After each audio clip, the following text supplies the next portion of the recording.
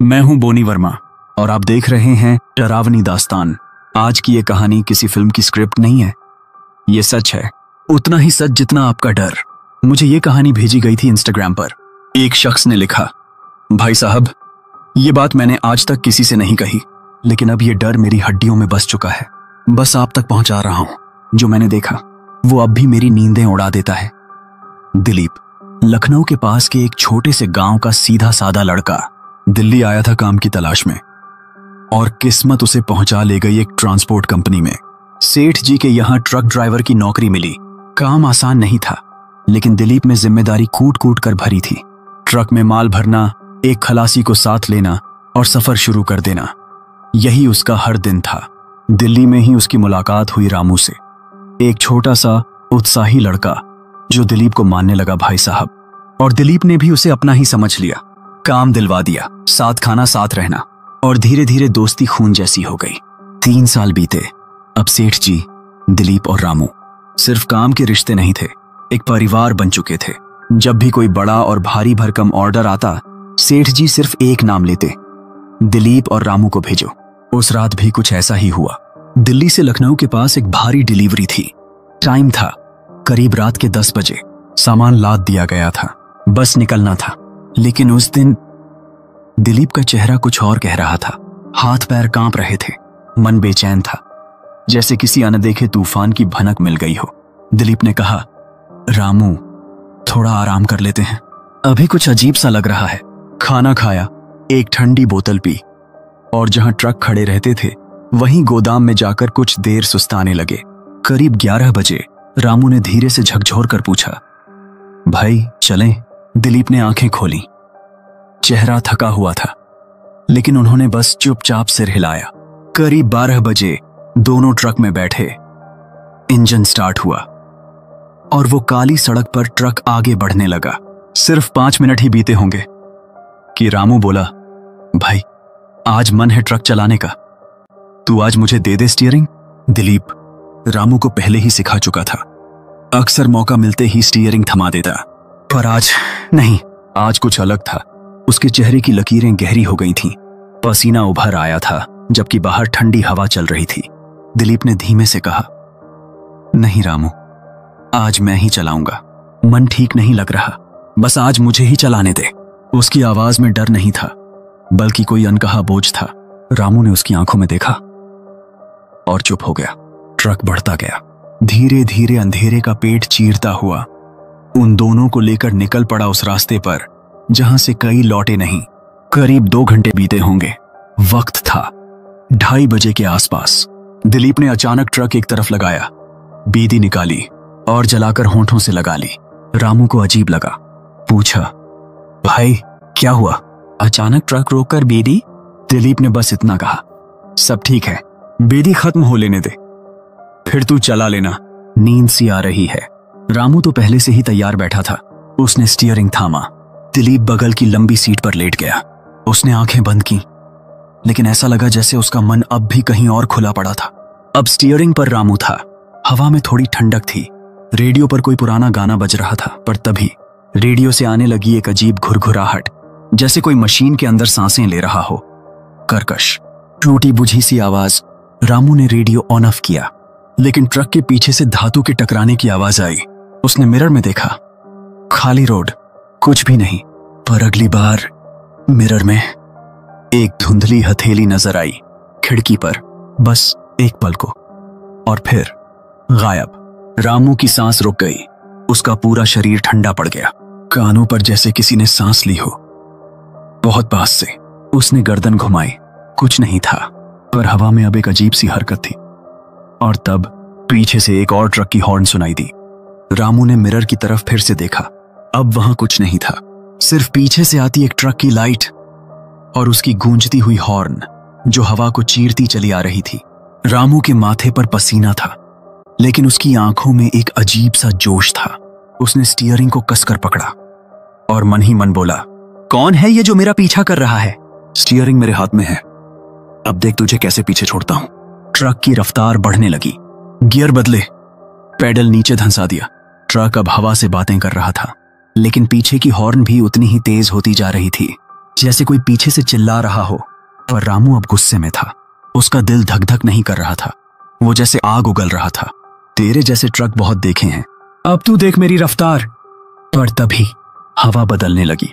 चारों तरफ फैल गया एक घना कोहरा, ऐसा घना कि 1 फुट आगे कुछ नहीं दिख रहा था। सड़क गायब होने लगी। हेडलाइट की रोशनी भी जैसे धुंध में डूब गई और सामने एक तेज मोड़ आ गया। रामू ने जैसे ही मोड़ काटना चाहा, उसका स्टीयरिंग जाम सा होने लगा। ऐसा लगा जैसे किसी ने ट्रक को अपनी मुट्ठी में भींच लिया हो। ट्रक हिचकोले खाने लगा।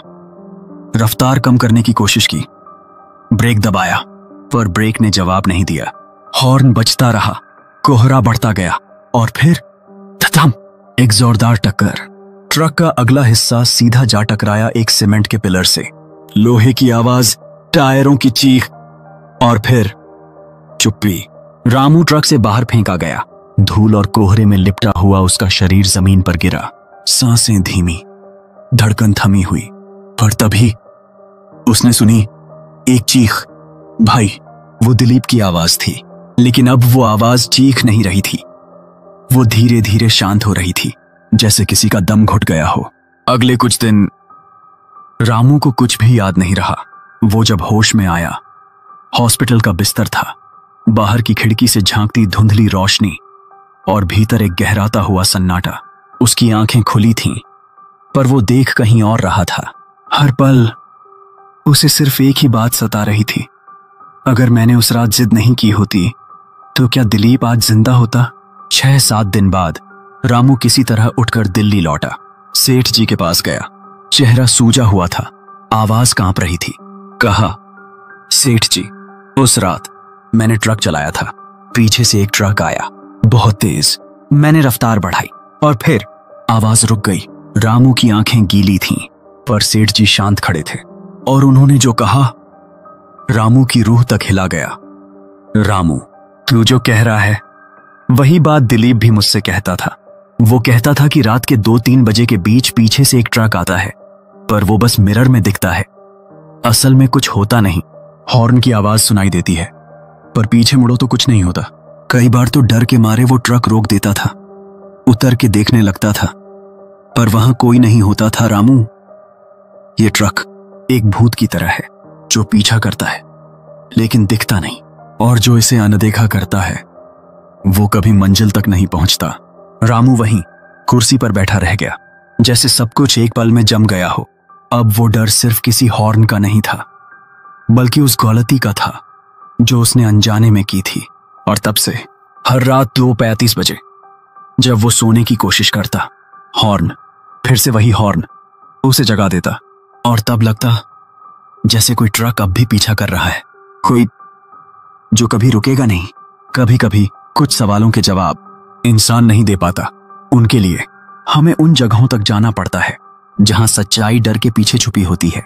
रामू भी अब उसी रास्ते पर था। दुर्घटना को कई दिन बीत चुके थे, शरीर से जख्म धीरे धीरे भर रहे थे, पर जो चोट दिल में थी वो हर रात ताजा हो जाती। बस इतना कि लगता जैसे कोई फिर से पीछा कर रहा हो। उस रात रामू एक पुराने मोहल्ले के नुक्कड़ पर चाय पी रहा था। वहीं पास की बेंच पर एक बूढ़ा ट्रक ड्राइवर सर्दी से कांपते हाथों से कुल्हड़ थामे बैठा था। उसके होंठ हिल रहे थे, पर आवाज इतनी धीमी थी कि कोई और सुन न सके। लेकिन रामू ने ध्यान दिया, वो बूढ़ा बड़बड़ा रहा था, लखनऊ वाला हाईवे वो रास्ता नहीं, वो जाल है। रात के वक्त अगर पीछे से हॉर्न सुनाई दे तो कभी मुड़कर मत देखना बेटा। रामू का कान ठिठक गया।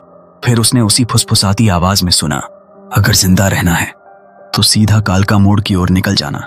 वहां एक वीरान मंदिर के पीछे अर्जुन बाबा रहते हैं। वो समझते हैं इन पीछा करती चीजों को। उस बूढ़े की आंखों में जो डर था वो रामू ने पहले कहीं देखा था, दिलीप की आंखों में। उस रात एक्सीडेंट से पहले अब उसे लगने लगा था शायद अब डर से लड़ने का नहीं, उसके पीछे छिपे सच को समझने का वक्त आ गया है। अगली सुबह रामू निकल पड़ा कालका मोड़ की ओर। जैसे जैसे वो हाईवे से हटकर अंदरूनी रास्तों में दाखिल हुआ, मोबाइल का नेटवर्क गायब होने लगा। पेड़ों की शाखाएं झुककर जैसे रास्ता रोक रही थीं और हवा में कुछ सड़ चुका सा महक रहा था। वो रास्ता एक वीराने में जाकर खत्म होता था। वहां था एक टूटा हुआ मंदिर। उस मंदिर के पीछे मिट्टी और लकड़ी से बनी एक छोटी सी झोपड़ी। वहीं बाहर एक धूनी जल रही थी। धुएं के साथ सूखी पत्तियों की महक थी और उस महक में घुली थी राख और रहस्य की बू। झोपड़ी के बाहर एक बूढ़ा आदमी बैठा था। अर्जुन बाबा। न तावीज, न रंगीन कपड़े, न डरावना जादू, बस सफेद धोती, एक लकड़ी की छड़ी और बंद आंखें। रामू कुछ देर तक चुपचाप देखता रहा। उसके पास जाकर कांपती आवाज में बोला, बाबा, मुझे लगता है कोई आत्मा मेरा पीछा कर रही है। हर रात वही हॉर्न, वही मिरर में दिखता ट्रक, पर पीछे पलट कर देखो तो कोई नहीं होता। बाबा ने कुछ नहीं कहा, न आंख खोली न सिर उठाया, बस एक लंबी सांस ली, जैसे वो उसी हवा को सुन रहे हों जिसमें रामू का डर घुला था। कुछ पल बाद उन्होंने अपनी एक आंख खोली। दायां नेत्र धुंधला और सफेद, जैसे वहां अब रोशनी नहीं थी, पर उस एक आंख में कुछ था जो देख रहा था रामू को, उसके अंदर की फटी हुई रूह को। बाबा ने पूछा, तू लखनऊ वाले रास्ते पर ट्रक चलाता है? रात में 2 से 3 बजे के बीच हॉर्न सुनाई देता है।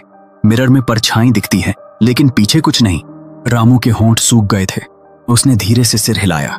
बाबा ने फिर कहा, तू पहला नहीं है, कई आए हैं, पर कुछ कभी लौट कर नहीं आए। फिर बाबा ने अपनी बगल से एक पुराना टूटा हुआ ट्रक का मिरर निकाला। उसके कोनों में दरारें थीं, पर उन दरारों में जैसे कुछ दबा हुआ था। उन्होंने मिरर रामू की ओर बढ़ाया। इसे ले जा, ये कोई आम शीशा नहीं है, ये उस रास्ते से बंधा हुआ है। रामू घबरा गया। क्या दिखेगा इसमें बाबा? अगर कुछ डरावना दिख गया तो? क्या वो आत्मा मुझे नुकसान पहुंचा सकती है? बाबा चुप रहे, फिर धीरे से बोले, ये आत्मा नुकसान नहीं पहुंचाना चाहती, ये बस कुछ कहना चाहती है, कुछ ऐसा जो अधूरा रह गया, और वो तब तक कहती रहेगी जब तक कोई उसे सुन ना ले। और तुम वो शख्स हो?